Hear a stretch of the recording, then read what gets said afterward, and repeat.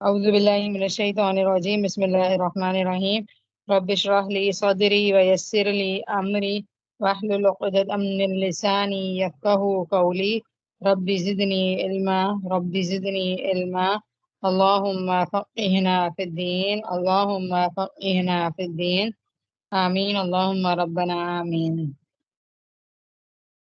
ہم تھے آیت نمبر 150 تک ہم نے کور کر لیا تھا۔ آج ہم پڑھنے جا رہے ہیں آیت نمبر 151 سورہ انعام۔ قل تعالوا اتل ما حرم ربكم عليكم الا تشركوا به شيئا۔ اب ہمارا مسئلہ یہ ہے کہ لوگ اور ہم سب فضول چیزوں میں تو بہت ہی بحثوں میں لگ جاتے ہیں کہ اللہ نے یہ حلال کر دیا وہ حرام کر دیا۔ اسپیشلی ہم اپنی گفتگوؤں میں نوٹ کریں کہ اپنی طرف سے چیزوں کو حلال کہہ رہے ہوتے ہیں، اپنی طرف سے چیزوں کو حرام کہہ رہے ہوتے ہیں، اور قرآن دلیل ہمارے پاس موجود نہیں ہوتی۔ تو اللہ تعالیٰ میں یہ کہہ رہے ہیں کہ اصل جو چیزیں حرام ہے نا وہ تم لوگ دیکھو کہ وہ اصل میں کیا ہے۔ تو اس آیت کے اندر ہمارے معاملات سے ریلیٹڈ اور ہماری عبادات سے ریلیٹڈ بہت ساری چیزیں ایسی ہیں جو اگر ہم گڑبڑ کرتے ہیں تو وہ حرام کے درجے میں آتی ہیں، لہٰذا بہت اسپیشل آیات ہیں اور بہت ہی تاکیدی حکم ہے، کیونکہ ان آیات کے اینڈ میں، ہر آیت کے اینڈ میں اللہ تعالیٰ یہ کہہ رہے ہیں ذالکم وصاکم بہ لعلکم تعقلون، یہ ایک تاکیدی حکم ہے تاکہ تم عقل سے کام لو۔ یہ ہر آیت کے اینڈ میں اس طرح کے الفاظ آئیں گے، ٹھیک ہے؟ تو بہت انٹرسٹنگ آیات ہیں، بہت پیاری آیات ہیں، اور اس کی روشنی سے ہمیں یہ پتہ چلے گا کہ جن فضول بحثوں میں ہم الجھے ہوئے ہیں ان کو چھوڑ کے ہم اصل بات کی طرف آئیں۔ تو آیت نمبر 151 کا میں ٹرانسلیشن پڑھ رہی ہوں۔ قل تعالوا اتل ما حرم ربکم علیکم الا تشرکوا بہ شیئا وبالوالدین احسانا، کہہ دیجئے کہ آؤ میں تمہیں پڑھ کر سناؤں کہ تمہارے رب نے تمہارے لیے ایکچولی حرام کیا کیا ہے۔ نمبر 1 کیا حرام کیا ہے؟ یہ حرام کیا ہے کہ تم اس کے ساتھ کسی کو شریک نہ ٹھہراؤ، یعنی کہ یہ چیز اللہ تعالیٰ کو سب سے زیادہ ناپسند ہے، اور اگر اللہ تعالیٰ اپنی عبادت کی بات کرتے ہیں تو سب سے پہلے ہمیں یہی کہتے ہیں کہ شرک نہیں کرنا، ٹھیک ہے؟ اور پھر اپنے بعد قرآن میں جس ہستی کا ذکر کرتے ہیں وہ ہے والدین، اور یہ نقشہ قرآن میں اس کے علاوہ ایک دو مقامات پر اور بھی آیا ہے۔ سورہ لقمان میں بھی آتا ہے شرک کے بعد والدین کا ذکر ہے، اور اسی طرح ایک اور سورہ بنی اسرائیل میں بھی آئی گیس آتا ہے کہ اللہ اپنی عبادت کے بعد کہتے ہیں کہ والدین کے ساتھ احسان کرو۔ اور اس کے علاوہ سورہ بقرہ کے اندر بھی ایک آیت آتی ہے جس میں آتا ہے کہ اللہ تعبدون الا اللہ وبالوالدین احسانا۔ تو اس طرح کی آیت بار بار ملتی ہیں ہمیں، تو اب آپ دیکھیں کہ کتنی امپورٹنٹ چیز ہے کہ اللہ کے ساتھ شریک نہ ٹھہرایا جائے۔ اور شرک کے اوپر ہم کافی دفعہ بات کر چکے ہیں کہ ہمارے چھوٹے چھوٹے ایکشنز جو ہمیں نہیں بھی پتا ہوتا وہ بھی کبھی کبھی شرک کے درجے میں چلے جاتے ہیں۔ تو اللہ سے دعا ہے کہ اللہ تعالیٰ ہماری زندگی سے ہر طرح کے چھپے ہوئے ظاہر ہر طرح سے چھوٹے بڑے شرک کو نکال دے اور ہمیں خالص توحید نصیب کر دے، کیونکہ جس انسان کے عمل میں شرک پایا جائے گا تو اللہ معاف کرے اس کی مغفرت نہیں ہوگی، ٹھیک ہے؟ تو ہمیں اللہ سے سال میں ملاقات کرنی ہے کہ ہمارے نامۂ اعمال میں بالکل بھی شرک نہیں ہو۔ اور اس کے بعد والا حصہ بھی بہت امپورٹنٹ ہے، وبالوالدین احسانا، اور والدین کے ساتھ احسان کرنا۔ اور اس میں بھی ہم بار بار پڑھ چکے ہیں، لیکن جب ہم بار بار پڑھتے ہیں تو ہمیں ریمائنڈر ملتا ہے کہ ہمیں اپنے اخلاق کو بہترین کرنے کی بہت زیادہ ضرورت ہے۔ اور اس دن میں ایک ویڈیو سن رہی تھی تو اس میں ایک اسکالر بڑے پیارے انداز میں کہہ رہے تھے کہ اگر تم اپنی زبان کو میٹھا کر سکتے ہو نا، جتنا زیادہ کائنڈ اور سویٹ کر سکتے ہو تو والدین کے لیے کرو، جتنا ہو سکے جتنے میٹھے بن سکتے ہو، جتنا زیادہ میٹھا پن شو کر سکتے ہو، جتنی زیادہ عاجزی شو کر سکتے ہو تو وہ والدین کے سامنے ہونی چاہیے۔ اور اگر ہم اپنی گفتگو کا جائزہ لیں، اللہ معاف کرے، تو ہم گھروں سے باہر نکلتے ہیں تو دوسرے لوگوں سے ملاقات کرتے ہیں تو بہت کائنڈ ہو جاتے ہیں، بہت سویٹ اور بہت سافٹ ہو کر بات کرتے ہیں، لیکن اللہ ہمیں معاف کر دے کہ ہم اپنے گھر میں بدترین اخلاق شو کر رہے ہوتے ہیں۔ سب سے زیادہ غصہ اگر اب ہم شادی کر چکے ہیں اور اپنے بچے ہیں تو اب ہم والدین بن گئے ہیں تو ہم اپنے بچوں کے ساتھ سب سے زیادہ بد اخلاق ہوتے ہیں، سب سے زیادہ روڈلی بات کرتے ہیں، سب سے زیادہ چیخ چلا کے انہیں سے بات کرتے ہیں، اور پھر شوہروں سے بھی ہم اللہ معاف کرے اپنا لہجہ چیک کر لیں کہ ہم کس طرح بات کرتے ہیں۔ حالانکہ آپ صلی اللہ علیہ وسلم نے فرمایا تم میں سے بہترین شخص وہ ہے جو اپنے پارٹنر کے ساتھ اچھا ہو۔ مرد ہے تو عورت کے ساتھ بہترین اخلاق سے پیش آئے، اور عورت ہے تو مرد کے ساتھ بہترین اخلاق سے پیش آئے۔ اور شادی سے پہلے اور شادی کے بعد بھی والدین کو بھی یاد رکھنا ہے، اور ان سے جب بھی بات کی جائے تو کیا کریں، ان کو اگنور نہیں کریں، کیونکہ شادی کے بعد ہم سم ٹائمز اگنور بھی کر دیتے ہیں، فون بھی نہیں کرتے پورے پورے ہفتے تک اور جاتے بھی نہیں ہیں۔ تو ایسا نہ کریں، ہم ان سے ملاقات بھی کریں، ان کا فون بھی ان کو کریں، ان کی دلجوئی کریں، اور ان کی خبر گیری کرتے رہیں اور ان کی خدمت کرتے رہیں، اور شوہروں کو بھی سپورٹ کریں کہ وہ اپنے والدہ کی اور والدین کی خدمت کریں۔ وہ ہمیں بھی کوشش کرنی چاہیے کہ ہم ان کے بھی والدین کی خدمت کریں، کیونکہ وہ ہمارے شوہروں کی جنتیں ہیں، تو ہمیں ان کی بھی خدمت کرنی چاہیے اور ان کے ساتھ حسن اخلاق سے پیش آنا چاہیے۔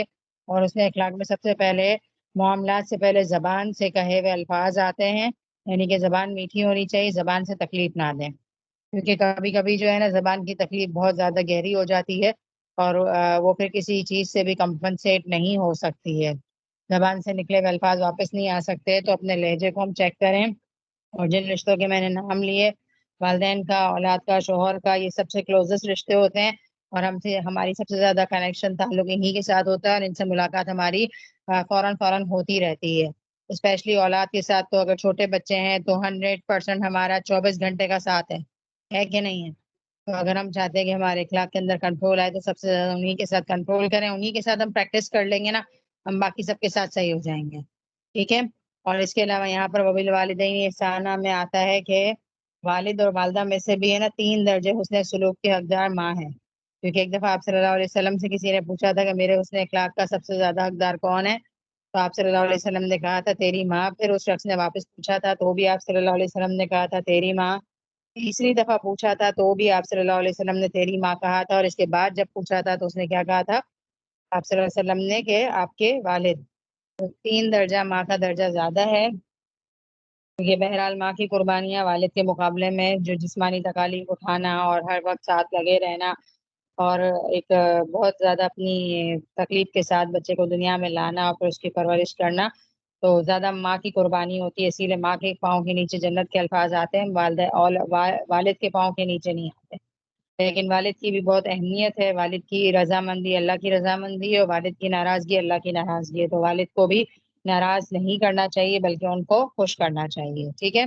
تو اس چیز پر فوکس کیجیے گا انشاءاللہ، جو ہمیں بد اخلاقی کر جاتے ہیں وہ ہم نہ کریں، اور ہمارے والدین الحمدللہ اللہ ان کو مزید زندگی دے، زندہ ہیں تو ہمیں ان کی قدر کرنی چاہیے، اللہ نہ کرے کسی کے فوت ہو گئے تو وہ کیا کریں، ان کے لیے مغفرت کی دعا بہت زیادہ کریں اور نیکی کے کام کریں تاکہ ان کے لیے صدقہ جاریہ ہو، زیادہ سے زیادہ نیکی کے کام ان کی نیت سے کریں، ان کے لیے صدقہ کریں، ان کے لیے کسی غریب کی مدد کریں، اور ان کے لیے کوئی چیریٹی کا کام صدقہ جاریہ کی نیت سے کھلا کروا دیں تاکہ ان کے اکاؤنٹ میں جمع ہوتا رہے، اور ان کے لیے سب سے زیادہ جس چیز کی ضرورت ہے استغفار کریں، مغفرت کی دعا مانگیں اور ان کے درجات کی بلندی کی دعا مانگیں، ٹھیک ہے؟ وَلَا تَقْتُلُوا أَوْلَادَكُمْ مِنْ إِمْلَاقٍ، اور نہ قتل کرو اپنی اولادوں کو تنگ دستی کے ڈر سے، یہ وہی اہل مکہ کی بات ہے، جیسے ہم نے پچھلی کلاسز میں پڑھا تھا کہ وہ اپنی اولادوں کو، بیٹیوں کو زندہ دفن کر دیتے تھے، ٹھیک ہے؟ بیٹیوں کا وجود ان کو پسند نہیں تھا۔ اس کے علاوہ کہیں کہیں یہ لوگ اس طرح کرتے تھے کہ اولاد دنیا میں آتی تھی تو ان کو یہ فکر ہوتی تھی کہ اب ان کو رزق کون کھلائے گا، تو یہ رزق کے تنگی کی وجہ سے کیا کرتے تھے، اولادوں کو قتل کر دیتے تھے، تو اللہ تعالیٰ اس چیز سے منع کر رہے ہیں، اور آج بھی اللہ معاف کرے، آپ یوٹیوب پر سرچ کریں یا فیس بک پر سرچ کریں، ایک دفعہ میں نے دیکھا تھا کہ ابھی تک یہ جہالت موجود ہے، اور دور دراز گاؤں میں کہیں میں نے کوئی واقعہ دیکھا تھا کہ ایک باپ نے اپنی بیٹی کو اسی وجہ سے قتل کر دیا تھا کہ اب وہ اس کو کھلائے گا کہاں سے، تو اللہ تعالیٰ یہ کہہ رہے ہیں کہ تم رازق ہو، نحن نرزقکم و ایاہم، ہم تمہیں بھی رزق کھلاتے ہیں اور ان کو بھی کھلاتے ہیں، یہ بہت بڑی حقیقت ہے کہ جو بچہ دنیا میں آتا ہے وہ اپنا رزق لے کر آتا ہے، ہم کون ہوتے ہیں اس کو رزق لانے والے، اللہ ہی اس کے رزق کا انتظام کرتا ہے نا، جب سے وہ پیدا ہوتا ہے تب سے لے کر جب تک اس کی زندگی ہے، وہ اپنے حصے کا جہاں سے نصیب لکھوا کر آتا ہے اسی طرح رزق بھی لکھوا کر آتا ہے اپنے حصے کا، لہٰذا اس طرح کے خوف انسان کو نہیں پالنے چاہیے، اور اللہ تعالیٰ بہترین رازق ہے، اس چیز پر یقین ہونا چاہیے انسان کو، ٹھیک ہے؟ فَلَا تَقْرَبُوا الْفَوَاحِشَ مَا ظَهَرَ مِنْهَا وَمَا بَطَنَ، اب آپ دیکھیں کہ ہم کن چیزوں میں الجھے ہوئے ہیں اور اللہ تعالیٰ کس طرف ہمارے رہنمائی فرما رہے کہ اصل تو حرام چیزیں یہ ہیں، اس پہ تم فوکس کرتے نہیں ہو، فضول بحثوں میں لگے رہتے ہو، کہ جیسے کہ مشرکین مکہ کی ہم نے باتیں دیکھی کہ وہ بالکل فضول کی چیزوں میں لگے ہوئے ہیں، جو اللہ نے حرام نہیں کیا اس کو حرام کر کے اپنی زندگیاں مشکل بنا رہے ہیں، تو اصل میں کرنے کے کام یہ ہیں، تو تم قریب بھی نہیں جاؤ بے حیائی کے، جو ظاہر ہو اس میں سے اور جو پوشیدہ ہو، یہ بہت امپورٹنٹ پوائنٹ ہے ہماری آج کل کی یوتھ کے حساب سے، اور سوشل میڈیا اللہ معاف کرے فواحش یعنی کہ بے حیائی سے بھرا پڑا ہے، آپ انسٹاگرام اٹھا کر دیکھ لیں، فیس بک اٹھا کر دیکھ لیں، آپ اسکرولنگ شروع کرتے ہیں نا، 10 کانٹینٹ غلط ہوتے ہیں اور اس کے بعد کوئی ایک صحیح بات آ رہی ہوتی ہے سامنے، اب وہ بھی ہم پہ ڈیپینڈ کرتا ہے کہ ہم نے جس پیجز کو لائک کیا ہوا ہوتا ہے وہی چیزیں ہمارے سامنے آتی ہیں. تو ہمیں چاہیے کہ ہم غلط کانٹینٹس کو اوپن نہ کریں, غلط چیزوں کو لائک نہ کریں, کیونکہ خدا نہ خواستہ ہم مر جائیں گے اور ہمارے مرنے کے بعد کوئی دیکھے گا ہمارے ہی اکاؤنٹ کو کھول کے اور کوئی غلط چیز سامنے آئے گی تو اللہ معاف کرے ہمیں گناہ ملے گا. یہ ساری چیزیں گناہ جاریہ کی ہیں. اور مجھے واقعی یہی ہوتا ہے کہ جو لوگ اپنی پکچرز لگاتے ہیں بے حیائی کی ساتھ, عجیب سی ڈریسنگ کے ساتھ, اور پیچھے میوزک بھی لگ رہا ہوتا ہے, تو اللہ معاف کرے انہیں, ان کے زندگی میں بھی اتنے گناہ جمع ہوتے ہیں, اور مرنے کے بعد کیا ہوگا؟ مرنے کے بعد کتنا زیادہ گناہ جاریہ کا سلسلہ جاری ہوتا ہے. ایک ایک تصویر کے پیچھے کتنی میوزک لگائے جا رہے ہوتے ہیں. اب ماشاءاللہ کچھ لوگ کوکنگ چینل کر رہے ہوتے ہیں تو نہ اپنی شکل دکھاتے ہیں اور نہ پیچھے میوزک لگاتے ہیں, بالکل سائلنٹلی وہ بس اب اچھے سے ویڈیو بنا لیتے ہیں. ماشاءاللہ کرنے والے کر سکتے ہیں. اور کچھ لوگ کیا کرتے ہیں, ایک ہی کوکنگ شو میں بے حیائی کر کے کھڑے ہوئے ہوتے ہیں اور پھر ساتھ ساتھ میوزک بھی چل رہے ہوتے ہیں. تو کرنے والا تو گناہ کے بغیر بھی کام کر سکتا ہے. تو ہم جو بھی کام کرتے ہیں, اگر ہم کما رہے ہیں یا کچھ بھی کر رہے ہیں, تو ہم حدود میں رہ کر کر سکتے ہیں. فواہش کے پاس نہیں جانا ہمیں. اللہ نے یہ کہا کہ قریب بھی نہیں جاؤ. قریب کا لفظ یوز کیا. اللہ نے یہ نہیں کہا کہ بے حیائی نہیں کرو جو ظاہر ہے یا جو چھپی ہوئی ہے, بلکہ لفظ یہ استعمال کیا, قریب بھی نہیں جاؤ. قریب نہیں جانے کا لفظ ہم کب کہہ رہے ہوتے ہیں؟ جب کوئی چیز بہت ڈینجرس ہوتی ہے نا, تو ہم اپنے بچوں کو یہ کہتے ہیں کہ تم آگ کے قریب بھی نہیں جانا. ہم یہ تو نہیں کہتے نا آگ کے پاس کھڑے ہو جاؤ, بچوں کھڑے ہو جاؤ, بس ہاتھ نہیں لگانا, بس قریب سے دیکھتے رہو. تو ہم قریب جانے کا کیوں منع کرتے ہیں؟ یا مثال کے طور پہ ایک کنواں ہے, بچہ چل رہا ہے, تو ہم کیا بولیں گے, اس راستے سے نہیں جائیں گے, یہاں پر کنواں ہے, اس کے ہم قریب بھی نہیں جائیں گے. قریب جانے سے کیا مسئلہ آ جاتا ہے؟ قریب جانے سے گرنے کا ڈر ہوتا ہے. تو اگر ہم, اللہ تعالیٰ نے یہ الفاظ استعمال کیے کہ بے حیائی کے قریب بھی نہیں جاؤ, یعنی کہ کوئی بھی ایسے کازز اپلائی نہ کرو جس سے بے حیائی کا خدشہ ہو.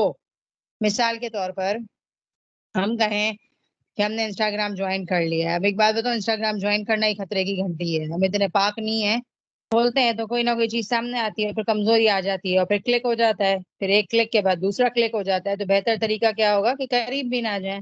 اور اگر آپ کوئی آن لائن بزنس کرتے ہیں اور آپ سوشل میڈیا پر اس لیے بیٹھے ہوئے ہیں کہ آپ اپنے اچھی باتوں کو لوگوں تک پہنچانا چاہتے ہیں, تو پھر آپ پہنچائیں اور اپنے آپ کو محتاط رکھیں. اور بلا وجہ اگر ایسے ٹائم پاس کرنے کے لیے جوائن کی ہوئی ہیں یہ سوشل میڈیا کی چیزیں, تو بہتر ہوگا کہ اس سے دور رہیں, قریب بھی نہ جائیں. اور اگر لوگوں کو فائدہ پہنچاتے ہیں, یا کوئی آن لائن بزنس ہے آپ کا کہ آپ اپنی ایڈورٹائز کرنا چاہتے ہیں, تو ضرور کریں, لیکن وہی اپنے آپ کو کس طرح سے بچانا ہے وہ ہم اپنے آپ کو چیک کر سکتے ہیں. تو بے حیائی بہت زیادہ عام ہو چکی ہے. اللہ تعالیٰ ہمیں محفوظ کرے, اور میں اسپیشلی دعا کرتی ہوں اللہ ہماری نسلوں کو محفوظ کرے. ایک زمانہ تھا جب ہم, بچپن ہمارا ہوتا تھا, پی ٹی وی کے ڈرامے کیسے ہوتے تھے, کیسے ہوتے تھے, ہم اپنے والدین کے ساتھ اسکول جانے سے پہلے بیٹھ کر دیکھ سکتے تھے. کوئی بھی ٹی وی کا پروگرام آرام سے دیکھ لیتے تھے, اس میں بے حیائی نہیں ہوتی تھی, اور پیارے سے کوئی میسیجز بھی ہوتے تھے. بہرحال میڈیا تو میڈیا ہے, دیکھنا نہیں چاہیے. لیکن ایک بات کر رہی ہوں میں, لیکن اگر آج آپ دیکھیں تو ہم نہیں دیکھ سکتے. بہت مشکل کام ہے. اور اب ہماری جو اولادیں ہیں نا, ابھی جو ابھی ہماری 8-9 سال کی اولاد ہے, وہ جب 18 سال کی ہو جائیں گی, 10 سال بعد کیا حال ہوگا ہماری نسل کا. تو ہم اپنی نسلوں کی ابھی سے پریکٹس کریں, اور ان کو صحیح غلط کی اویئرنیس دیں, اور ان کے اندر سے شعور پیدا کریں, ان کو قرآن کی سمجھ دیں, احادیث کی سمجھ دیں, تو انشاءاللہ وہ گناہوں سے بچے رہیں گے. اور سب سے بڑھ کر یہ کہ اپنا تعلق اللہ سے مضبوط کریں, ہم خود گناہوں سے بچنے والے بنیں, اور اللہ سے دعا کریں کہ اللہ ہماری اولادوں کو صحیح راستے پر چلائے. وَلَا تَقْتُلُوا النَّفْسَ الَّتِي حَرَّمَ اللَّهُ إِلَّا بِالْحَقِّ, اور کسی بھی جان کو قتل نہیں کرو مگر حق کے ساتھ. تو حق کے ساتھ کا کیا مطلب ہے؟ اگر کسی انسان نے کوئی ایسا گناہ کیا ہے جس پر قتل کی وہ لازم ہوتی ہے, جیسے کہ قصاص ہے, اگر کسی نے کسی کو قتل کیا تو بدلے میں اس کو قتل کیا جائے گا, تو اس صورت میں تو قتل کیا جا سکتا ہے. لیکن اس کے علاوہ آپ کسی بھی انسان کو قتل نہیں کر سکتے. اور انفارچونیٹلی آپ جانتے ہیں کہ ہمارے معاشرے میں ایسے لوگ موجود ہیں جو ایک گولی سے لوگوں کو اڑا دیتے ہیں, ایک دھماکے سے لاکھوں لوگوں کو تباہ کر دیتے ہیں. غزہ کے حالات آپ جانتے ہیں کہ کس کس طرح سے انسانیت کا خاتمہ کیا جا رہا ہے. تو اللہ تعالیٰ یہ کہہ رہے ہیں کہ قتل نہیں کرنا ہے کسی کا بھی. یہ ساری چیزیں بڑی حرام کے درجے میں آتی ہیں. ذالکم وصاکم بہ لعلکم تعقلون, اللہ تعالیٰ تمہیں وصیت کر رہے ہیں تاکہ تم کیا کرو, عقل سے کام لو, عقل چلاؤ. ٹھیک ہے. اب وصاکم کا جو مطلب ہوتا ہے نا, وصیت کے لیے یوز ہوتا ہے. وصیت کا مطلب ہوتا ہے تاکیدی حکم, بہت زیادہ اسٹریس دیا گیا ہے, بہت زیادہ امپورٹنٹ حکم جو ہوتا ہے نا, اس کے لیے وصا کا لفظ یوز ہوتا ہے. اوکے, یہ آیت اینڈ ہوتی ہے. اس آیت میں نا ہم اپنے آپ کو چیک کریں کہ ہمارے اندر کیا کیا غلطیاں ہیں. ٹھیک ہے. اگر ہم قتل تو اللہ کا شکر ہے obviously نہیں کرتے ہم، اور اس کے علاوہ اپنی اولادوں کو اس وجہ سے بھی ختم نہیں کر دیتے کہ وہ ہمارے رزق میں شریک ہو جائیں گے، الحمدللہ یہ جرائم تو بڑے بڑے ہم نہیں کرتے، لیکن چھوٹی چھوٹی چیزیں ہماری زندگی میں شامل ہیں۔ مثال کے طور پر اللہ کے ساتھ شرک کرنا، اللہ کے ساتھ شرک اللہ معاف کرے، جیسے اگر ہم نماز بھی پڑھ رہے اور ہماری نماز میں پیچھے کوئی بیٹھا ہوا ہے اور نماز پڑھتے پڑھتے ہمارے اندر ریاکاری آ جائے کہ میں بڑی اچھی نماز پڑھ رہی ہوں اور کوئی مجھے دیکھ رہا ہے تو میں اور لمبی کر دوں، تو پھر وہ نماز ہم اللہ کے لیے نہیں اس بندے کے لیے پڑھ رہے ہیں، تو یہ ریاکاری بھی شرک ہو جاتی ہے۔ اسی طرح آپ چیریٹی کر رہے ہیں، آپ اپنے والیٹ سے پیسے نکال رہے ہیں 500 یا 5000 یا 1000 روپیز نکال رہے ہیں، اور آپ کو کسی نے دیکھ لیا تو آپ کے چہرے پہ خوشی آ جاتی ہے کہ چلو اس نے مجھے دیکھ لیا، تو یہ بھی ریاکاری کے اندر آئے گا۔ ہم اس کے لیے نہیں کر رہے ہیں، ہم اللہ کے لیے کر رہے ہیں، ٹھیک ہے۔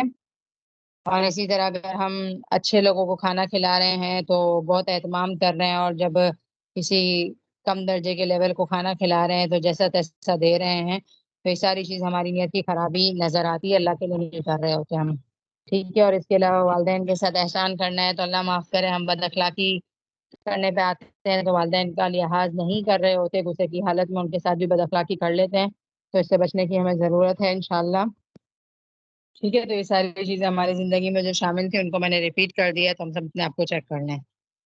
وَلَا تَقْرَبُوا مَالَ الْيَتِيمِ إِلَّا بِالَّتِي هِيَ أَحْسَنُ حَتَّى يَبْلُغَ أَشُدَّهُ، اور یتیم کے مال کے قریب بھی نہ جاؤ مگر ایسے طریقے سے جو کہ خوبصورت ہے، یہاں تک کہ وہ اپنے جوانی کو پہنچ جائیں۔ یہ بھی آپ کو بات پتہ ہوگی، ہم سورہ نساء میں پڑھ چکے ہیں جہاں عورتوں کے حقوق کی بات کی جاتی ہے، وہاں پر یہ بھی یتیموں کے بارے میں بھی کافی احکامات آئے تھے، اور اس میں یہ بتایا گیا تھا کہ اگر آپ کے گھر میں کوئی یتیم پرورش پا رہا ہے اور آپ کے پاس اس کا مال ہے تو آپ کو کیا کرنا چاہیے، اس کے مال کو جلدی جلدی سے یوز نہیں کر لینا چاہیے کہ کب بڑا ہوگا بلوغت پہ پہنچے گا تو مانگے گا اپنا مال یا مجھے دینا پڑے گا تو جلدی ختم کر دیں ہم، بلکہ کیا کرنا چاہیے، اس کے مال کو کسی ایسی جگہ پر انویسٹ کرنا چاہیے تاکہ وہ بڑا ہو جائے تو ہم اس کو اس کا مال اس کے پروفٹ کے ساتھ لوٹائیں، ٹھیک ہے۔ اس کے مال کو ناحق کھانے کی کوشش نہ کریں ہم۔ وَأَوْفُوا الْكَيْلَ وَالْمِيزَانَ بِالْقِسْطِ، اور ناپ اور تول کو پورا کرو۔ ناپ تول پورا کرنے میں اگر ہم تجارت میں لے لیں تو جتنے روپے کی چیز دی جا رہی ہے اتنے روپے کا مال دیا جائے، اسی طرح دودھ دیا جا رہا ہے تو جتنا تولا جا رہا ہے اتنا دودھ بھی ہونا چاہیے، پانی مکس نہیں ہونا چاہیے۔ اسی طرح آٹا ہے یا چینی ہے تو جتنا زیادہ اس کو تولا جا رہا ہے اس کے حساب سے ہی وہ دیا جائے۔ فروٹس ہیں تو اگر ہم اپنی زندگی میں دیکھیں کہ ہم ناپ تول میں کیسے کمی کرتے ہیں، ہم اللہ تعالیٰ کے ساتھ بھی تو ناپ تول میں کمی کر رہے ہوتے ہیں، اللہ کی نعمتیں کھا رہے ہوتے ہیں لیکن نماز نہیں پڑھ رہے ہوتے۔ اور اسی طرح ناپ تول میں کمی یہ ہے کہ حقوق میں کمی کرنا، ایک دوسرے کے حق نہیں دینا، شوہر بیوی کا حق نہ دے اور ایکسپیکٹ کرے کہ بیوی اس کا حق دے، اور بیوی شوہر کا حق نہیں دے اور یہ ایکسپیکٹ کرے کہ شوہر اس کو بھرپور کیا کہتے ہیں مال وغیرہ دے، تو دونوں کو اپنے حقوق کو بہتر طریقے سے پورا کرنا چاہیے، ٹھیک ہے۔ کیونکہ جو نعمت اللہ تعالیٰ نے ہمیں دی ہے، اولاد ہمارے لیے سب سے بڑی نعمت ہے اور امانت ہے اللہ کی، تو جتنی بھی نعمتیں اللہ تعالیٰ نے ہمیں دی ہیں ہمیں چاہیے کہ ہم ان کا بہترین استعمال کریں اور ان کا مس یوز نہ کریں۔ سب سے بڑی نعمت ہمارے لیے اولاد ہے، تو اولاد کی صحیح تربیت کرنا، اگر ہم اولاد کی صحیح تربیت نہیں کرتے تو ہم ان کے حق میں کمی کر رہے ہیں، ٹھیک ہے۔ اسی طرح جتنی بھی نعمتیں، جیسے ہم نے لاسٹ کلاس میں بات کی تھی کہ ہمارے کچن میں بہت ساری نعمتیں ہوتی ہیں، فروٹس کی میں نے بات کی تھی کہ ہم ضائع کر دیتے ہیں اس کو، اسی طرح کھانے کو ہم ضائع کر دیتے ہیں، اسی طرح پانی کا بیجا استعمال کرتے ہیں، الیکٹرکسٹی کا بیجا استعمال کر رہے ہوتے ہیں، تو بہت ساری نعمتیں ہیں جن کا ہم حق ادا نہیں کر رہے ہوتے، ناپ تول میں کمی کر رہے ہوتے، تو اس سے ہمیں بچنے کی ضرورت ہے۔ لا نکلف نفسا الا وسعها، نہیں تکلیف دیا جاتا کسی جان کو مگر اس کی وسعت کے مطابق۔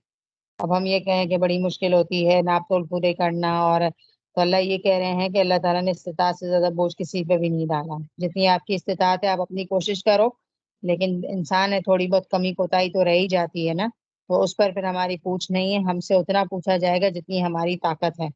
اب ہم کہیں کہ ہم تو اپنی کوشش کرتے ہیں لیکن سامنے والا نہیں کرتا، تو آپ کو کس بارے میں جواب دینا ہوگا قیامت کے دن کہ آپ نے کیا کیا ہے؟ اللہ تعالیٰ یہ سوال نہیں پوچھیں گے کہ فلاں انسان نے آپ کے ساتھ کیا کیا، آپ کو یہ جواب دینا ہوگا کہ آپ نے کیا کیا ہے۔ تو اللہ تعالیٰ وسعت سے زیادہ بوجھ نہیں ڈالتی، کوئی بھی چیز ایسی نہیں ہے جو ہمارے بس کی بات نہیں ہے اور ہم کر نہ سکتے ہوں۔ وَإِذَا قُلْتُمْ، اور جب تم کہو فَعْدِلُوا، تو عدل کی بات کیا کرو، وَلَوْ كَانَ ذَا قُرْبَىٰ، خواہ وہ تمہارے قریبی رشتہ دار کے اپوزٹ ہی کیوں نہ جاتی ہو۔ یہ مضمون بھی قرآن میں پہلے آ چکا ہے کہ عدل و انصاف کی بات کہنی ہے، چاہے ہمارے گھر والوں کے اپوزٹ ہی کیوں نہ جاتی ہو. ٹھیک ہے. اور عدل کرنا اللہ کو بہت پسند ہے. اللہ تعالیٰ نے ایک حدیث کا مفہوم بیان فرمایا ہے کہ عدل کرنے والے قیامت کے دن نور کے ممبروں پر ہوں گے. ممبر کیا ہوتا ہے؟ اونچی جگہ کو کہتے ہیں. تو جو انسان عدل کرے گا کل قیامت کے دن وہ ایسی جگہ پر بیٹھا ہوا ہوگا جہاں روشنی ہی روشنی ہوگی. ہم چاہتے ہیں کہ ہم اونچی جگہ پر ایسے بیٹھے ہوئے نظر آ رہے ہوں کیونکہ روشنی جو ہے نا دور سے نظر آتی ہے. لوگ پوچھیں کہ کون بیٹھا ہوا ہے تو اللہ تعالیٰ کیا کہیں کہ یہ عادل لوگ بیٹھے ہوئے جو دنیا میں عدل کیا کرتے تھے. لیکن ہم کتنی ناانصافی کرتے ہیں, لوگوں کے حق نہیں دیتے, یہ بھی تو ناانصافی ہے. پھر اپنے فیوریٹ لوگوں کی بات کو آگے رکھ رہے ہوتے ہیں. جو انسان ہمیں پسند نہیں ہوتا اور اس کی بات صحیح بھی ہوتی ہے تو اس کو ریجیکٹ کر دیتے ہیں آنکھیں بند کر کے. تو کتنی ناانصافی سے کام کرتے ہیں ہم. انصاف سے کام لینا چاہیے, اپنے حقوق کو پورا کرنا چاہیے. تو ابھی عہد اللہ اوفو, اور اللہ کے وعدے کو پورا کرو. اور اللہ کا وعدہ کیا ہے؟ لا الہ الا اللہ, اللہ کے سوا کوئی معبود نہیں ہے. اب ہم کلمہ پڑھ کے اسلام میں داخل ہو چکے ہیں اور ہماری زندگی اللہ کی مرضی کے مطابق گزرے گی. ذالکم وصاکم بہ لعلکم تذکرون, یہ اللہ تعالیٰ تمہیں کیا کر رہے ہیں؟ وصیت کر رہے ہیں تاکہ تم تذکرون, نصیحت حاصل کرو. یہ اللہ کی وصیت ہے, تاکیدی حکم ہے. پہلے کیا آیا؟ عقل سے کام لو. اب کیا کہا؟ نصیحت پکڑو. عقل چلی نا, عقل کا استعمال کیا, تو اب کیا کرو؟ ان باتوں سے نصیحت لو. وَأَنَّ هَذَا صِرَاطِي مُسْتَقِيمًا فَاتَّبِعُوهُ, اور یہ اللہ کا راستہ ہے سیدھا, تو کیا کرو؟ اس کی پیروی کرو. اور صراطی کہا اللہ تعالیٰ نے, میرا راستہ ہے. اللہ کا بھی نہیں کہا, اللہ تعالیٰ نے ڈائریکٹ اپنے اوپر لے لیا, کہا کہ میرا راستہ ہے جو کہ بالکل سیدھا ہے, تو تم کیا کرو؟ اس کی پیروی کرو. وَلَا تَتَّبِعُوا السُّبُلَ فَتَفَرَّقَ بِكُمْ عَنْ سَبِيلِهِ, اور نہ تم پیروی کرو راستوں کی ورنہ وہ تمہیں جدا کر دیں گے میرے راستے سے. کتنی اچھی بات ہے. اللہ تعالیٰ نے آیت نازل فرمانے کے بعد اشارہ کیا, حاضہ کا اشارہ پیچھے کی آیات کی طرف جا رہا ہے کہ یہ میرا راستہ ہے. یہ جو باتیں اللہ تعالیٰ نے بتائی ہیں یہ کمپلیٹ پیکج ہے, اس کے اندر ہر چیز نظر آ رہی ہے. دیکھا جائے تو اللہ کے حقوق سے ریلیٹڈ بھی آ رہا ہے, والدین کے حقوق بھی آ رہے ہیں, پھر انسانوں کے ساتھ ہمارا کیا رویہ ہونا چاہیے. بہت کمپلیٹ آیات ہے. تو اللہ تعالیٰ اشارہ کر کے کیا کہہ رہے ہیں؟ ان آیات کے اندر میرے حساب سے 10-11 احکامات دیے جا رہے ہیں. اور پھر اللہ تعالیٰ ہائی لائٹ کریں حاضہ, یہ صراطی اپنی طرف نسبت کر رہے ہیں کہ میرا راستہ ہے مستقیمہ, بالکل درست ہے. فتبعوہ, اسی کو فالو کرو. اور تم اگر ان راستوں کو فالو نہیں کرو گے تو وہ تمہیں میرے راستے سے جدا کر دیں گے. اگر ہم ان راستوں کو فالو نہیں کریں گے, اس کے اپوزٹ کام کریں گے, تو ہم کس سے دور ہو جائیں گے؟ اللہ سے. مثال کے طور پر اللہ کے ساتھ شرک کریں گے تو کس سے دور ہو جائیں گے؟ ہم اللہ سے. والدین سے بد اخلاقی کریں گے, اللہ کی رحمت سے دور ہو جائیں گے ہم. اسی طرح جتنے بھی جرائم میں بے حیائی کریں گے, تو بے حیائی جو انسان کرتا ہے نا اس کا ایمان اس سے رخصت ہو جاتا ہے. پتہ ہے ایمان اور حیا ساتھ ساتھ ہے. اگر حیا چلی جائے نا کسی انسان کے اندر تو اس کے اندر ایمان بھی باقی نہیں رہتا. سوچیں, لیکن ایک انسان ایسا ڈریس اپ ہو کر سوشل میڈیا پر آ رہا ہے, ٹائٹ کپڑے پہن کر, یا سوشل میڈیا پہ نہیں بھی آ رہا, اپنے گلی محلوں میں نکل رہا ہے یا کسی گیدرنگ میں نکل رہا ہے جہاں نامحرم ہے, تیز خوشبو لگا کر اور خوب بن سنور کر, میک اپ لگا کر, بال کھول کے, تو آپ سوچیں کہ اس انسان کے اندر ایمان باقی رہے گا؟ مطلب وہ گھر سے جب نکل رہا ہے اور اپنے آپ کو آئینے میں دیکھ رہا ہے اور پھر جا رہا ہے اور بالکل اللہ معاف کر ڈیکوریشن پیس کی طرح کھلا گھوم رہا ہے, تو اس کے اندر حیا نکل چکی ہے, تو ایمان نہیں رہتا. ایک حدیث کا مفہوم ہے, بہت خطرناک لگتی ہے مجھے یہ حدیث, ہے کہ جب تم میں حیا نہ رہے نا تو تمہارا جو جی چاہے کرو. حیا نکل جاتی ہے نا انسان کے اندر سے. عورت کا زیور جو ہے نا وہ حیا ہے. حیا اپنے اندر ہم سب محفوظ رکھیں.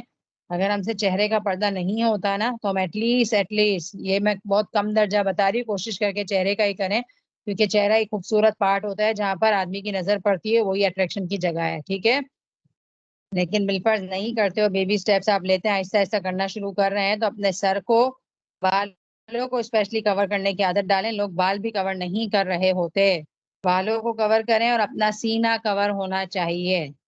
اب اللہ معاف کرے, ہم عبایا تو پہن لیتے ہیں, سر بھی کور کر لیتے ہیں, لیکن سینہ کھلا ہوا ہوتا ہے ہمارا, تو سینہ بہت اسپیشل, ظاہر سی بات آپ سب سمجھتے ہیں کہ اٹریکشن کی جگہ ایک عورت کی ہوتی ہے مرد کے لیے, تو اس چیز کی حفاظت بہت ضروری ہے. اور اگر چہرہ کھلا ہے تو کوشش کریں اس پہ کوئی زینت نہیں ہونی چاہیے, کوئی لپسٹک, کوئی میک اپ نہیں ہونا چاہیے, تاکہ آدمی اٹریکٹ ہو. ٹھیک ہے, اور پھر آہستہ آہستہ پردہ جب آئے تو چہرے کا بھی شروع کر دیں. تو جب ہم بے حیائی کرتے ہیں تو ہمارے اندر سے اللہ کی محبت نکل جاتی ہے اور ہمارا نمازوں میں لطف آ ہی نہیں سکتا کہ ایک طرف ہم بے حیائی کریں اور دوسری طرف ہم کہیں کہ ہم نماز پڑھیں اور ہمیں لطف نصیب ہو جائے. تو گناہ ہمیں بے حس کر دیتے ہیں اور ہمارا دماغ جو ہے نا بالکل بند کر دیتے ہیں اور پھر اللہ سے محبت ہمیں نصیب نہیں ہو سکتی. ٹھیک ہے. تو یہ میں جو کہہ رہی تھی نا, اللہ تعالیٰ کہہ رہے ہیں کہ میرا راستہ ہے, اگر تم ان کو فالو نہیں کرو گے تو کیا ہو جائے گا, میرے راستے سے بہت دور نکل جاؤ گے, یعنی کہ میری محبت سے, میری رحمت سے, میری مغفرت سے, ان ساری چیزوں سے محروم رہ جاؤ گے. ٹھیک ہے. جتنی بھی چیزیں آپ دیکھیں, اور میں نے مزید لسٹ کو ایک نظر اور دیکھ رہی ہوں کہ اگر ہم کسی کے ساتھ ناانصافی کرتے ہیں تو بھی آپ دیکھیں کہ ہمارے دل میں ایک بے چینی ہوتی ہے اور ہمیں فیل ہوتا ہے کہ اگر ہم کسی کے ساتھ ناانصافی کریں گے, اللہ معاف کرے, تو پھر اللہ بھی ہمارے ساتھ ناانصافی کریں گے. ظاہر ہے, وہ کہتے ہیں نا, آپ دنیا میں جو کر رہے ہو کل آپ کے ساتھ وہی ہوگا. اگر ہم نے اپنے والدین کے ساتھ اللہ معاف کر ناانصافی کی ہے تو دیکھیے گا کہ ہماری اولاد بھی پھر ایسے ہی کرے گی. اگر ہم اپنے والدین کی خدمت کریں گے تو کل کو ہمارے بچے ہماری خدمت کریں گے, کیونکہ وہ ایک خاموش لیسن ہو رہا ہوتا ہے جو ہمیں دیکھ رہے ہوتے ہیں, بچے وہی لرن کر رہے ہوتے ہیں. صحیح ہے. تو جتنی بھی چیزیں ہیں اگر ہم ان میں کمی کریں گے تو ہم اللہ سے دور ہو جائیں گے, اور اللہ سے دوری ایک انسان کے لیے بہت ہی بدبختی ہوتی ہے. تو اللہ تعالیٰ میں سب کو محفوظ رکھے اس چیز سے. ذالکم وصاکم بہ لعلکم تتقون, اللہ تعالیٰ تمہیں وصیت کر رہے ہیں تاکہ تم کیا کرو, پرہیزگار بن جاؤ. ثم آتينا موسى الكتاب تماما على الذي أحسن وتفصيلا لكل شيء وهدى ورحمة لعلهم بلقاء ربهم يؤمنون. پھر ہم نے موسیٰ علیہ السلام کو کتاب دی تھی جس سے اچھی طرح عمل کرنے والوں پر نعمت پوری ہو اور رحمت ہو, تاکہ وہ لوگ اپنے رب کو ملنے پر یقین لائیں. اس آیت کے اندر یہاں پر تورات کا ذکر کیا جا رہا ہے اور موسیٰ علیہ السلام کو کتاب دی, تورات دی. اس کا ذکر اس لیے ہو رہا ہے کہ آپ دیکھیں کہ آپ صلی اللہ علیہ وسلم کو جس طرح قرآن دیا, اسی طرح پچھلے پیغمبروں میں سے حضرت موسیٰ علیہ السلام بھی ایک بڑے پیغمبر گزرے ہیں, اور تورات بھی ایک بڑی کتاب ہے. تو اس کا ذکر ہو رہا ہے کہ وہ کتاب بھی لوگوں کے لیے کیا تھی, ہر چیز کو کھول کر رکھ دینے والی تھی, اور ہدایت تھی اور رحمت تھی. ہدایت اور رحمت کس کو ملے گی؟ جو اپنے رب کی ملاقات پر ایمان رکھتا ہے. اور پھر اللہ تعالیٰ یہ کہہ رہے ہیں, اور یہ ایک کتاب ہے یعنی کہ قرآن, جس کو ہم نے بھیجا, بڑی خیر و برکت والی, تو اس کی پیروی کرو اور ڈرو تاکہ تم پر رحم کیا جائے. جس طرح سے موسیٰ علیہ السلام کو تورات دی, اسی طرح آپ صلی اللہ علیہ وسلم کو قرآن جیسی مبارک کتاب دی ہے. اور قرآن کی یہاں پر کوالٹی مبارک آ رہی ہے, یعنی کہ بابرکت کتاب ہے. دین اور دنیا کی برکتیں اور بھلائیاں ہیں اس کتاب کے اندر. جو انسان اس کتاب کو پڑھے گا اور فالو کرے گا تو اس کی صرف اور صرف آخرت میں ہی برکتیں نہیں ملیں گی, اس کو اس کی دنیا بھی مبارک ہو جائے گی, دنیا بھی برکت والی ہو جائے گی. ہم یہ سمجھتے ہیں نا کہ ہم دنیا دین کی طرف آ جائیں گے تو ہمیں مرنے کے بعد ہی بس ہماری آخرت ہی سنورے گی, دنیا تو اللہ معاف کرے مشکل ہو جائے گی. تو ایسا نہیں ہے, دنیا بھی مبارک ہو جاتی ہے. مثال کے طور پر ایک شخص جو فجر کی نماز پڑھتا ہے اور ایک شخص جو نہیں پڑھتا, تو دونوں صبح اٹھ کر یہ سمجھتے ہیں, جو نہیں پڑھتا نا وہ یہ سمجھتا ہے میں نے اپنی نیند پوری کر لی, اور بڑا خوش ہوتا ہے. اور جو ماشاءاللہ پڑھ رہا ہے وہ روحانیت محسوس کرتا ہے, تو اس کو تو obviously پتا ہے کہ اس نے ایک قیمتی خزانہ حاصل کیا ہے. لیکن جو انسان غافل ہوتا ہے نا, وہ یہ سمجھتا ہے کہ میں آرام کر کے یا ریسٹ کر کے ہی فریش ہو سکتا ہوں اور آگے نکل جاؤں گا. حالانکہ ایسا نہیں ہے. جو نماز پڑھنے والا ہے نا, وہ صبح صبح شیطان سے نا پہلی جنگ جیت جاتا ہے. اور جب شیطان سے جنگ جیت جاتا ہے نا, تو اس کی زندگی آپ دیکھیں کتنی خوبصورت ہوگی, اس کو کتنا سکون ملتا ہے. فجر کی نماز سے انسان کو کتنا سکون ملتا ہے کہ آپ اپنے آپ کو نیند سے اٹھا کر اپنے اوپر پانی ڈالتے ہیں اور اللہ کے آگے کھڑے ہو جاتے ہیں اور پھر اللہ کا ذکر کرتے ہیں, تو آپ کا دن بہت بہترین گزرتا ہے اور آپ کے وقت میں برکت ہو جاتی ہے. وہ کام جو 2-3 گھنٹوں میں لوگ کر رہے ہوتے ہیں سلو سستی کے مارے, آپ ماشاءاللہ آدھے گھنٹے میں کر لیتے ہیں. ٹھیک ہے. تو بہت فرق ہوتا ہے دیندار انسان کے اندر اور بے دین انسان کے اندر. جو انسان اللہ کے لیے ٹائم پر نماز ادا کرتا ہے تو اللہ تعالیٰ اس کے کام خود آرگنائز کر دیتے ہیں, اس کو خود کرنے کی ضرورت نہیں پڑتی ہے. اور جو انسان اللہ کے احکامات کو ڈیلے کرتا رہتا ہے, پھر اس کی دعائیں بھی ڈیلے ہوتی ہیں, اس کی زندگی سے خیر و برکت بھی اٹھ جاتی ہے, اور اس کی زندگی میں ایک سستی ہوتی ہے. اور سست انسان جو ہے نا, نہ دنیا کا کوئی کام کر سکتا ہے اور نہ دین کا کوئی کام کر سکتا ہے. تو ہمیں انشاءاللہ اپنی زندگی سے سستی نکالنی ہے اور فریش رہنا ہے, اور اللہ کی عبادت کے لیے اپنے آپ کو تیار رکھنا ہے, وضو کر کے اپنے آپ کو فریش کرنا ہے, تو مبارک ہو جائے گی ہماری زندگی. تو اللہ تعالیٰ یہ کہہ رہے ہیں کہ اس کتاب کو فالو کرو اور اللہ سے ڈرو تاکہ تم پر رحم کیا جائے. ان تقولوا انما انزل الكتاب ولا طائفتين من قبلنا وان كنا عن دراستهم لغافلين، کہیں تم لوگ یہ نہ کہو کہ کتاب تو صرف ہم سے پہلے جو دو فرقے تھے ان پر نازل ہوئی تھی اور ہم ان کے پڑھنے پڑھانے سے محض بے خبر تھے۔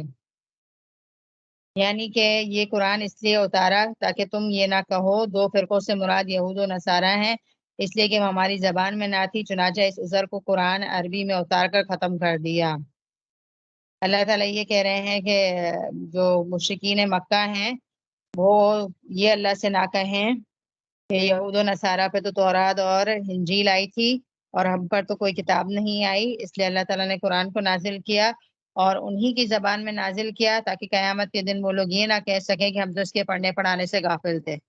صحیح ہے، کیونکہ وہاں پر جس زمانے میں جو کتاب آتی تھی نا وہ وہاں کے لوگوں کی لینگویج میں ہی آتی تھی۔ اب ہم کہیں کہ ہماری تو لینگویج نہیں ہے عربی، تو اب ہم کیا کریں؟ تو آپ کو پتا ہے کہ مسلمان جو ہے نا ان کی لینگویج ہے عربک، وہ الگ بات ہے کہ ہم نے سیکھی نہیں ہے۔ اور اہل جنت ہوں گے نا جو جنت میں جائیں گے وہ لوگ بھی انگلش اسپیکنگ نہیں ہوں گے اور اردو اسپیکنگ بھی نہیں ہوں گے بلکہ عربک اسپیکنگ ہوں گے۔ جنت میں رہنے والے لوگ جو ہے نا عربی میں بات کریں گے۔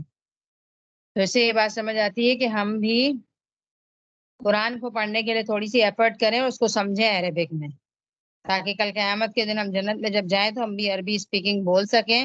اور ہمیں عربی سیکھ کر قرآن کو سیکھنا چاہیے، اس سے غافل نہیں رہنا چاہیے۔ یہ نہیں کہہ سکتے ہم کہ ہماری زبان میں نہیں آیا، ہم بڑی آسانی سے سیکھ سکتے ہیں۔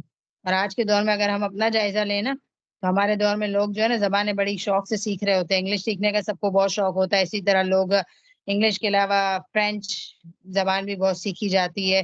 اور جس ملک میں لوگ رہ رہے ہوتے ہیں وہاں پر رہنے کے لیے جیسے میری ایک دوست ہے وہ کہیں رہتی ہے اور وہ بتاتی ہے کہ اس کی پتہ نہیں کون سی زبان ہے، وہ اس کو باقاعدہ وہاں کے رہنے کے لیے اس کو سیکھنی پڑی۔ اور اس کے بچے تو ظاہر ہے وہیں بورن ہوئے تو انہوں نے اسکولوں میں بچوں نے سیکھ لی، لیکن اس نے باقاعدہ محنت کر کے وہ زبان سیکھی ہے اور وہاں رہنے کے لیے اس زبان کو سیکھنے کی جو سرٹیفکیٹ ہے نا وہ بھی ہونا ضروری ہے، تو اس نے سیکھی محنت کر کے وہ زبان۔ تو اب ہمیں بھی یہ بات سمجھ آتی ہے کہ قرآن سیکھنے کے لیے پھر ہم عربی نہیں سیکھ سکتے کیا؟ تو ہم تھوڑی سی محنت کر کے بہت کچھ کر سکتے ہیں۔ او تقولوا لو ان انزل علينا الكتاب لكنا اهدى منهم، یا تم کہو کہ اگر اتاری جاتی ہم پر کتاب البتہ ہم ہوتے زیادہ ہدایت یافتہ ان میں سے، تو تحقیق آ گئی تمہارے پاس روشن نشانیاں تمہارے رب کی طرف سے اور ہدایت اور رحمت، تو کون بڑا ظالم ہے سے جو جھٹلایا آیتوں کو اللہ کی۔ اور ان قریب ہم جلد سزا دیں گے ان لوگوں کو جو کتراتے ہیں ہماری آیتوں سے، برا عذاب بوجہ اس کے جو وہ کتراتے تھے۔ یزدفون کا لفظ آ رہا ہے اس آیت کے اندر، ٹھیک ہے۔ اور صدف کہتے ہیں ایک طرف جھک جانا، یعنی کہ ایک راستے کی طرف ہٹ جانا، یعنی کہ گمراہی کے راستے کی طرف نکل جانا۔ تو اس آیت کے اندر یہ کہا جا رہا ہے کہ قیامت کے دن کہیں تم یہ نہ کہو کہ ہمیں تو کچھ پتہ ہی نہیں تھا اور ہم پر تو کوئی کتاب نازل نہیں کی گئی، تو تمہاری حجت تمام کر دی گئی ہے۔ اور اللہ تعالیٰ نے ایک ایسی کتاب نازل کی ہے جس میں ہدایت اور رحمت ہے، تو جو انسان ان آیتوں سے منہ موڑے گا وہ بڑا ظالم ہے اور قیامت کے دن اس کی حرکتوں کی سزا اس کو مل جائے گی۔ صحیح ہے، اب آپ دیکھیں کہ اللہ تعالیٰ نے ہر طرح کی حجت تمام کر دی۔ قیامت کے دن ہم میں سے کوئی یہ نہیں کہہ سکے گا کہ ہمارے پاس کوئی پیغمبر نہیں آیا تھا یا ہمارے پاس کوئی کتاب نہیں آئی تھی۔ الحمدللہ ہم دنیا میں آئے ہیں اور ہم مسلمان ہیں، اور الحمدللہ ہم سب کو پتہ ہے کہ اللہ تعالیٰ نے ہمیں ایک کتاب بھیجی ہے قرآن۔